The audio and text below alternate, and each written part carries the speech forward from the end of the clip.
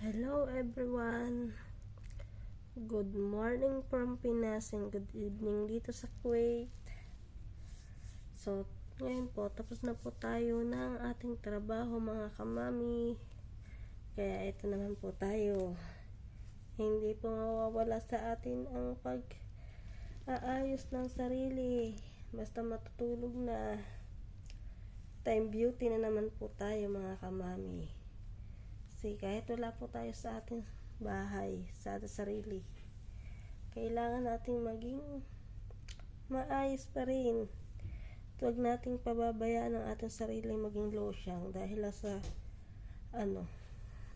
lang sa sobrang pagod sa trabaho, di ba? Kailangan nating always beauty.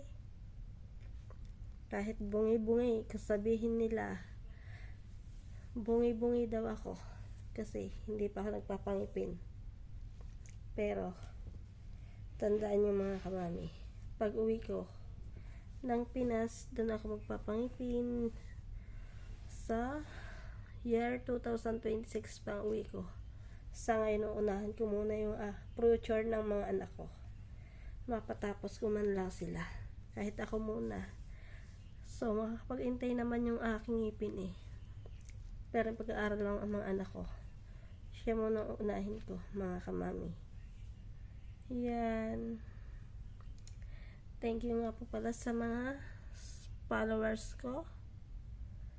Thank you po sa inyong lahat. Kung hindi po sa inyo, hindi po maano yung aking hindi po gaganda ang aking dashboard.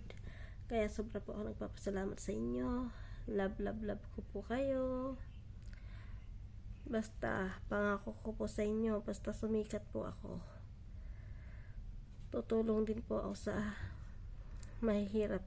Kasi alam ko po ang buhay na mahirap. Naranasan ko po yan. Lumaki po talaga ako sa mahirap. So bago po ang lahat, kailangan ko muna pong uminom ng vitamins. Ito ang aking vitamins.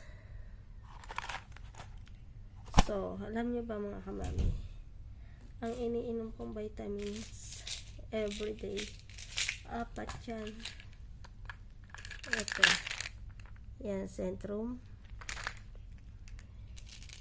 tsaka itong Umamcor, yan, Umacor,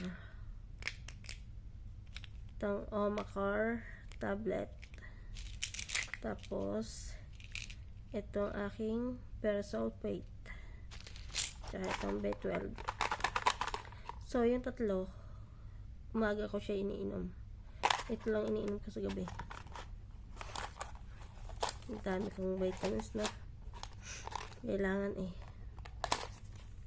kailangan natin mag-vitamins mga kamami. Kasi mahina po ang dugo ng mami nyo. Yan, kaya gagamot po ako. Ganyan po siya kaliit.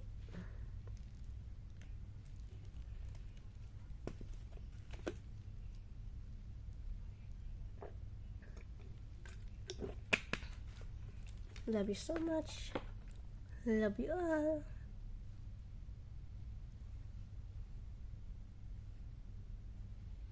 Bye.